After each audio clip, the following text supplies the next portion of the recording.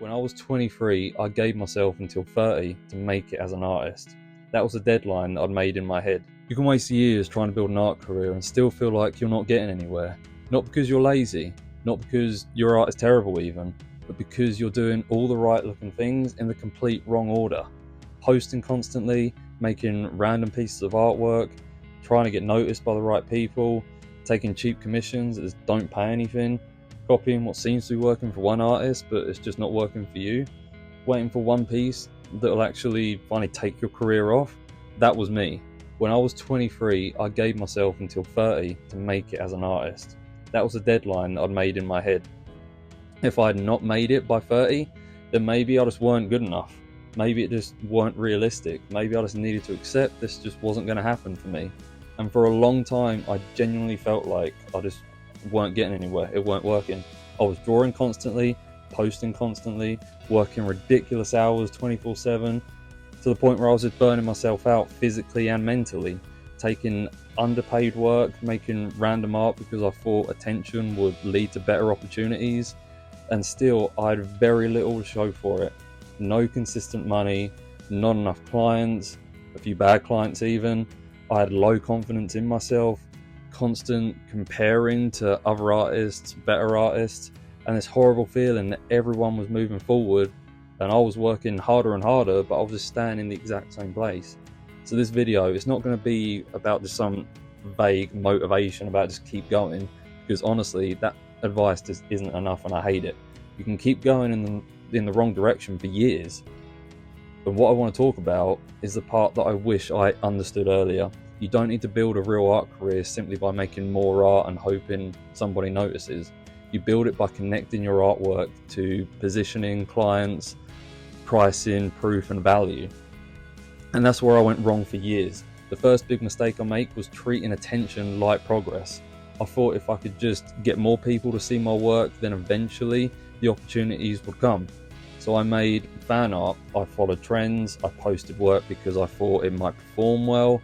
And to be fair, some of it did help. Now, fan art is not automatically a bad thing. It can help you practice, develop taste, reach an audience, and show people what you can do. But if it's random, unfocused, and disconnected from the kind of work you actually want to be paid for, it can become a serious trap, because you start making work for attention instead of direction.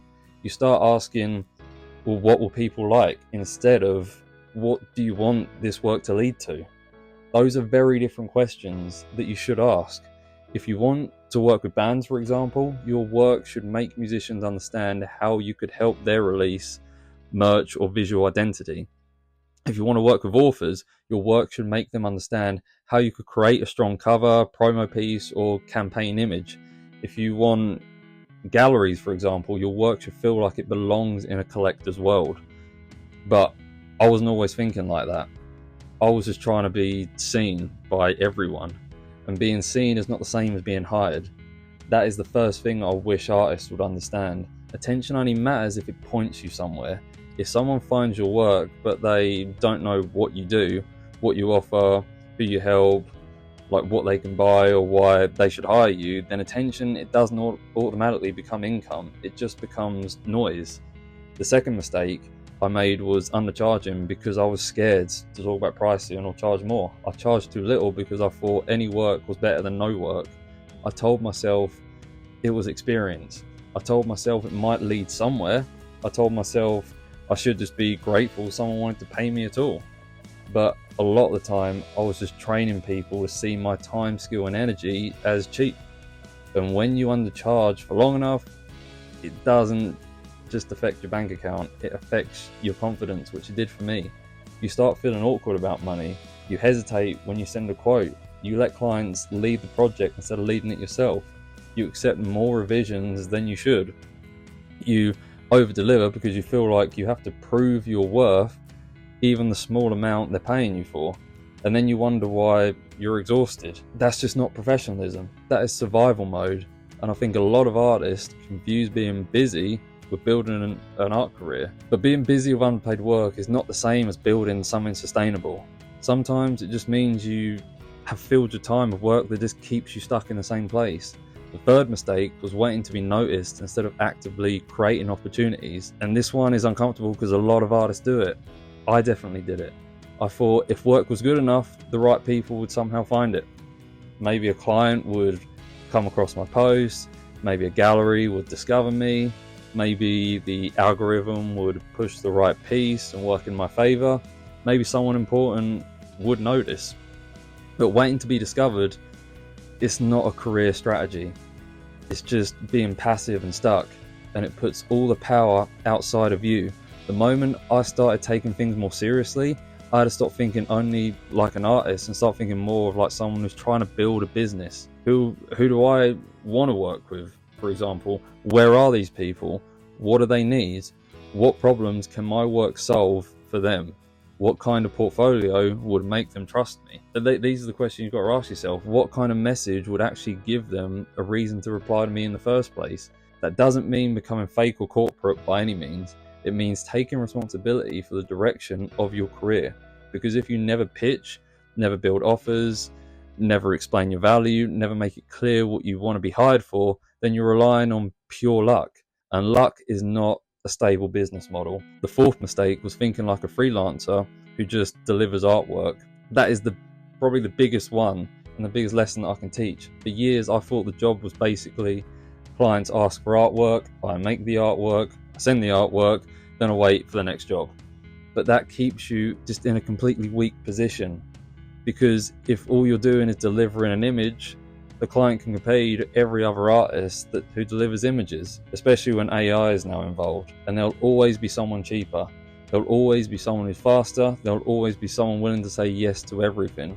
The shift happened when I stopped thinking of myself as just the person making the artwork and started thinking more like a creative partner to the client, not in a fake corporate way, in a practical way.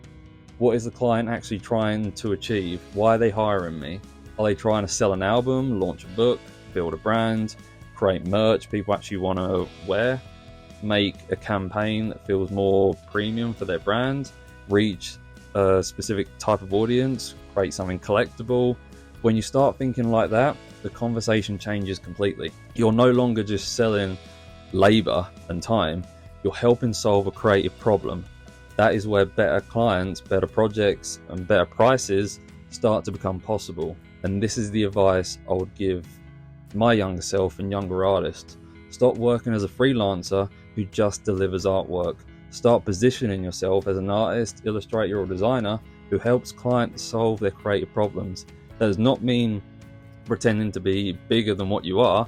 It means acting more intentive. Ask better questions. Understand the purpose of the project. Think about where the artwork will live. Think about the audience that it's being targeted towards. Think about the outcome that the client wants. Think about how your work supports the bigger goal in mind. Because the more you understand the value of the project, the easier it is become to price, present, and lead the work properly. Now, the fifth mistake was avoiding the business side because I thought the art should be enough, and I hated the business side of it. I didn't want to think about positioning or pricing or pitching or offers or the client's value, like I just mentioned, or why someone would choose me over another artist. I just wanted the work to speak for itself, but the work doesn't always speak clearly if you don't give enough context. Your art might be good, but if people just don't understand what you do, who it's for, what they can hire you for, how to buy from you, or why your work matters to their project, then you're making everything harder than it needs to be. That was the turning point for me.